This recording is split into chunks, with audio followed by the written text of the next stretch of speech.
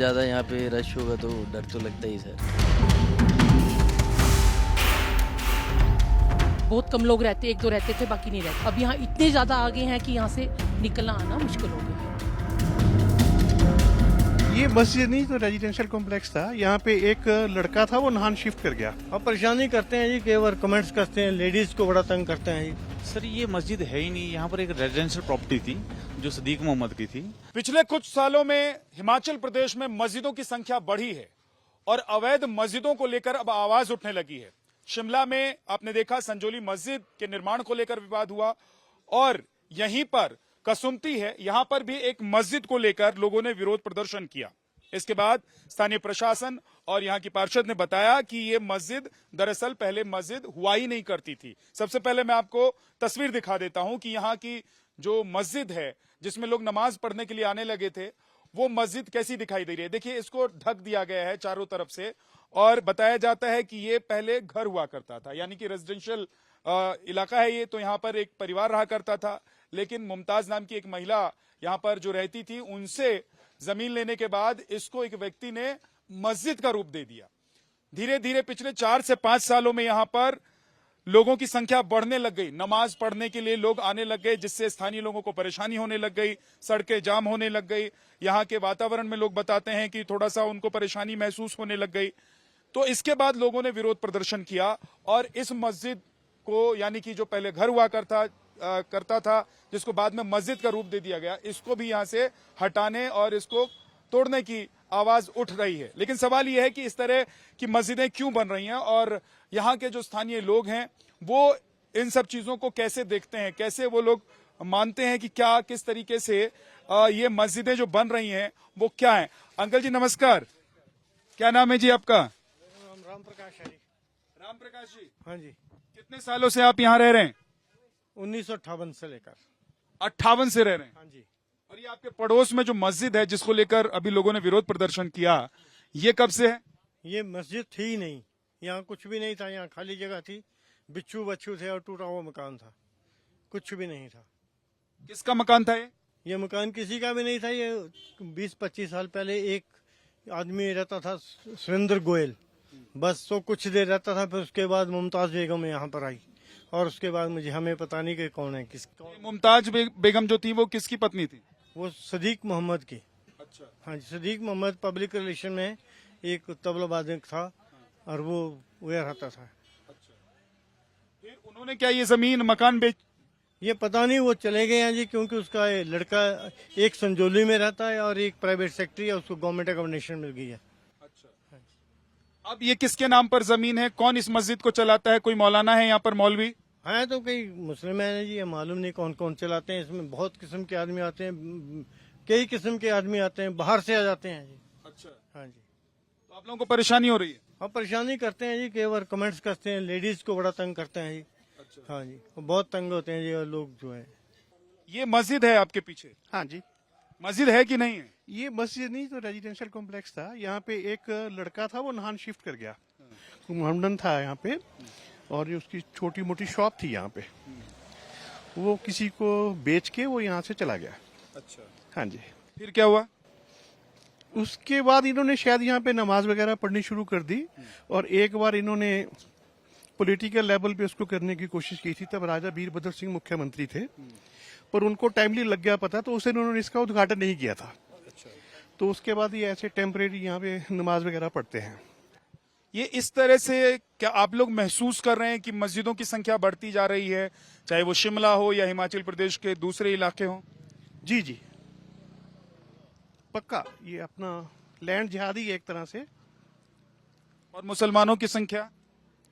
अगर हम ढंग से देखें तो हिमाचल में तो 1% मोहम्मदन है, पर अगर अब हम अनऑफिशियली इसका फिगर देखें तो मेरे को लगता है ये 5-6% तक हो चुका है। कसुमटी में ही अगर आप देखेंगे, यहाँ पर 100 के करीब लोग नमाज पढ़ने आते हैं, जबकि जब मैं यहाँ पे आया था 91 में, इस एरिया में एक भी मोहम्मदन नहीं था, सिर्फ उस लड़के को छोड़ के जो यहाँ से शिफ्ट हो गया। कोई भी शॉप नहीं थी उनकी। ये कहाँ से आ रहे हैं? कौन इनको ला रहा है? यहाँ जमीन खरीदने का अधिकार तो किसी के पास है नहीं, तो कौन बसा रहा है इनको? कौन मस्जिदें खरीद रहा है, मस्जिदों के लिए जमीन? ये कोई पूरा समझ नहीं आ रहा। कोई लैंड माफिया है, इनको कुछ लोग कहते हैं बाहर से पैसा आता है, तो कुछ लोग इनको यहाँ पे छोटे छोटे काम भी करवा रहे हैं पैसे देकर। तो एक यहाँ पे पहले एक मोहम्मदन बैठते थे लड़का, वो चला गया, उसने मुझे बताया कि कोई एक असलम नाम का आदमी मंडी में इनको सूद पर पैसा देता है। तो मैंने उसे कहा था यार सूद पे पैसा तो मुसलमान तो सूद लेते नहीं है। वो कहता नहीं सब कुछ चल रहा है जी। वो लाता है हमें बिठाता है, वो यहीं पे बैठता था फड़ी लगाकर, अब वो चला गया है।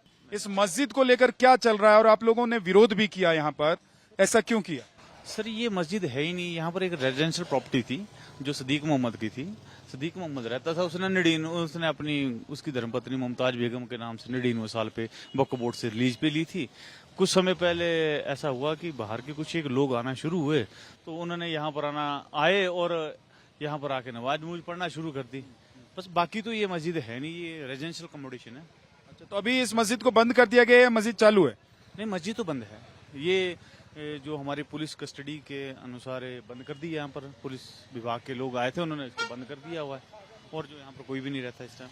मुद्दा सिर्फ एक मस्जिद का नहीं है या उसके अवैध निर्माण का नहीं है, मुद्दा है सामाजिक परिवेश के बदलने का, रहन सहन के बदलने का। और संजौली जो कि शिमला का इलाका, जहां की मस्जिद के सामने बाहर हम खड़े हैं, वहां आसपास रहने वाले लोग क्या महसूस कर रहे हैं, क्यों परेशान हैं और क्या परेशानी है, इस पर जरा हम बात करते हैं यहाँ के लोगों से।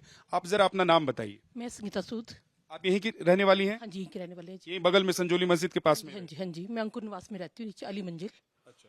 कहते हैं कि 1947 से ये मस्जिद यहाँ पर थी, अभी तो 4 फ्लोर और बन गए हैं, लेकिन पहले में और अब क्या बदल गया है, क्या दिक्कत होती है? पहले यहाँ सिर्फ एक कमरा ही था, ये आस्ते आस्ते इन्होंने बना दी, जैसे बनाई होगी वो हमें नहीं मालूम, पर यहाँ से लोगों को जाने आने की थोड़ी प्रॉब्लम रहती है।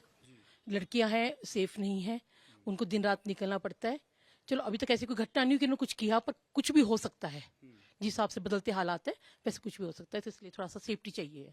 तो डर का माहौल है, तो ये डर क्यों महसूस होता है आप लोगों को? डर ये है कि रात बरात निकलना, जब ये पढ़ते हैं तो इतने लोग इकट्ठे होके आते हैं, तो लड़कियां सेफ नहीं है, मतलब महिलाएं और लड़कियों को वो खुद सेफ महसूस नहीं करती हैं। हाँ जी, पहले का माहौल कैसा था? पहले ठीक था, यहाँ कोई इतना ज्यादा वो नहीं था, बहुत कम लोग रहते, 1-2 रहते थे, बाकी नहीं रहते थे। अब यहाँ इतने ज्यादा आगे हैं कि यहाँ से निकलना आना मुश्किल हो गया है। जब नमाज का वक्त होता है तो निकलना आना मुश्किल। हाँ जी, हाँ जी। अच्छा, तो ये बताइए कि अब कितनी संख्या में नमाज पढ़ने के लोग यहाँ पर आते हैं, आप लोग जो देखते होंगे? कम से कम तो बहुत है, कह सकते हैं, गिनती नहीं कर सकते। 100, 200, 400, ज्यादा जी, 500, 1000? हाँ जी, 500-1000 के बीच में कह लो आप। पहले तो बताते हैं कि जब ये मस्जिद हुआ करती थी 2-4 फैमिलियां ही हाँ हाँ, बहुत 2-4 फैमिलियां ही थी, बहुत कम लोग थे यहाँ पे। अब तो इतने लोग आगे हैं, कहाँ से आए वो कोई पता नहीं है। तो ये देखिए, महिलाओं के मन में डर का माहौल है। यहाँ पर महिलाएं खौफ महसूस करती हैं जब यहाँ पर बहुत भीड़ हो जाती है, क्योंकि बहुत शांत इलाका रहा है। शिमला हो या फिर आप कहें कि ये संजौली का जो इलाका है, बहुत शांत इलाका रहा है। सर, क्या नाम है आपका? अंशुल भाटिया। कहाँ रहते हैं आप? ये सामने ऊपर इसी मस्जिद के साथ में। अब देखिए, ये बगल में मस्जिद है और उसके बगल वाले घर में आप रहते हैं। अभी क्या दिक्कत हो रही है आप लोगों को? सर दिक्कत यह है, जो बाहरी राज्यों से लोग आ रहे हैं, इतनी तादाद में आ रहे हैं और उनकी पहचान भी नहीं है कि कौन क्या है क्या नहीं है, और इतनी छोटी सी जगह में इतने लोग इकट्ठे हो जाते हैं कि डर का माहौल बनता है। और यहाँ से गुजरने के लिए मतलब लोगों को कई काफ़ी देर रुकना पड़ता है। कब जैसे ये लोग मतलब अपने जाएंगे आएंगे, उसके बाद अपने जा सकते हैं, क्योंकि लेडीज लोगों को क्या इतने मूव में जब मर्द लोग आ रहे हैं जा रहे हैं तो उसमें गुजरना बड़ा टफ हो जाता है सर। और रास्ते यहाँ पे तंग है, ये आप सीढ़ियाँ देखेंगे, ऊपर देखेंगे, सब जगह तंग है, तो मतलब एक साथ 2-2, 3-3 लोगों का क्रॉस करना बड़ा टफ है। माहौल क्या बदल गया है यहाँ पर? पहले के माहौल में और आज के माहौल में क्या फर्क है?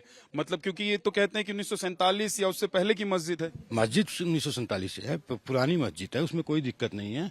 सिंगल फ्लोर की हुआ करती थी, टीन की छत हुआ करती थी, वो सभी लोग जानते हैं कि छोटी सी मस्जिद थी। यहाँ पे पहले भी नमाज होती थी, आज भी नमाज होती है। पहले की नमाज में ये फर्क है कि लाउड स्पीकर नहीं लगते थे, आज की नमाज में लाउड स्पीकर लगते हैं। और मतलब एक माहौल ऐसा क्रिएट हो जाता है कि जैसे मान लीजिए आप इस एरिया में, शिमला में नहीं है, कहीं मुस्लिम बहुल इलाकों में है, तो इस टाइप का मतलब वो यहाँ पे दुकानें लग जाती हैं, यहाँ पे दुकानें लग जाती हैं, लोग आने जाने में मतलब अनसेफ फील करते हैं। आपका क्या नाम है जी? मेरा नाम हनीश चोपड़ा है और मैं भी यहाँ साथ में ही बगल में रहता हूँ। अच्छा, तो क्या बदल गया है और कितने सालों में बदला है यहाँ पर? देखिए, पहले ये सिर्फ एक मंजिल की होती थी और अब ये जो है आप देख लिए कितने फ्लोर बन गए हैं, 3-4 फ्लोर इसमें इलीगली बन गए हैं। तो लोगों में काफी रोष है, क्योंकि एक तो शहर के बीचों बीच है और ऊपर से इलीगल जो तरीका है उस तरीके से ये बनी हुई है। और जैसे कि आपको इन्होंने बताया कि एक छोटा सा रास्ता है और जिस दिन यहाँ पे ये नमाज पढ़ते हैं तो उस दिन इतना भीड़ होती है कि लोगों को यहाँ से जाने में काफी दिक्कत होती है, परेशानी होती है। और लोगों की जो मिसबिहेवियर है, इन जो यहाँ पे लोग आते हैं, वो भी काफी कंप्लेंट्स इसमें सामने आई है। तो इसी की वजह से यहाँ पे लोग इकट्ठा हुए थे और उन्होंने इसका जबरदस्त जो है वो प्रोटेस्ट किया था। तो ये तो लोग बहुत ज्यादा हैं, तो सड़क पर बैठ जाते हैं। अच्छी बात है ना कि 4 मंजिल बना ली है, वहां पर वो लोग नमाज पढ़ेंगे, तो उसमें क्या दिक्कत है? ये एक्चुअली इलीगली तरीके से बना हुआ है। इसका मतलब कोई पता ही नहीं है ओनर कौन है। अब यहाँ पे पता लग रहा है हिमाचल प्रदेश का जो सरकार है उसकी लैंड ये बनी हुई है और कोई मैप नहीं है, कोई अप्रूवल नहीं है और ये मतलब इलीगल तरीके से जो बनी है। ये जमीन किसकी थी? ये अब जो आ रहा है, जो मतलब आपके विधानसभा में भी क्वेश्चन उठा है, तो उसमें तो ये हिमाचल प्रदेश सरकार की बताई जा रही है। जी, सरकार ने ये जमीन दी थी, उस पर मस्जिद बनी थी। तो अब तो ऐसा ही होगा, इसका कोई क्लियर ही नहीं है। आज पता लगेगा, आज फैसला आने वाला है इसमें। और भी कुछ लोग हैं। क्या नाम है आपका? ये मेरा नरिंदर। हाँ? थोड़ा जोर से बोलिए। नरिंदर। डर लग रहा है क्या? धीरे धीरे डर नहीं, बिल्कुल। आपका ही तो है ये इलाका। हाँ जी, हाँ जी, बिल्कुल। तो लेकिन कह रहे हैं कि अभी थोड़ा डर का माहौल रहता है, खासतौर से वो आवर्स जहाँ जब ज्यादा यहाँ पे रश होगा तो डर तो लगता ही सर। पहले इतना रश नहीं था। पहले बिल्कुल नहीं था जितना। कैसे रहते थे पहले? बिल्कुल आराम से, यहाँ पे इतने लोग आते ही नहीं थे। जब नमाज वगैरह होती थी बिल्कुल 10-15 लोग आते, उससे ज्यादा नहीं। अब तो हजारों की तादाद में आते लोग यहाँ पे। हजारों की तादाद में। तो मुस्लिम आबादी कितने सालों में इतनी बढ़ी है?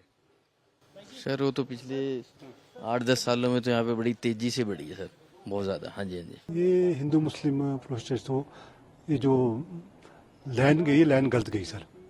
अब झगड़ा किया इन लोगों ने, उनको सजा मिलनी चाहिए जिसने झगड़ा किया। अब जो हम तो ये बोलते, जब आप कोई कारोबार करने बाहरी राज्यों के आए, वे अपना कारोबार करो, लड़ाई झगड़ा मत करो।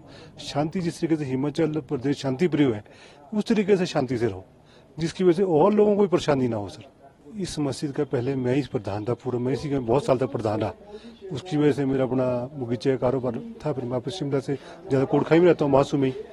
उसके बाद हाँ, थोड़ा लीगल का मसला जो कोर्ट में चला, ये 2010 से केस चला जीएमसी में। हाँ, 2010 से केस एमसी में चला और एमसी इसको देख रहा है।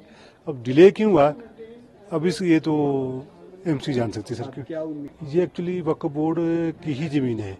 अब वो अगर उनकी वो बोर्ड इसको देखता है सर, इसको ना सारा, कि वो केस करे ना करे आगे, तो इसमें हमारे को तो ज़्यादा नहीं जानकारी नहीं है, क्योंकि वक्फ मैन इसका मालिक है, वक्फ बोर्ड हिमाचल प्रदेश के पास है।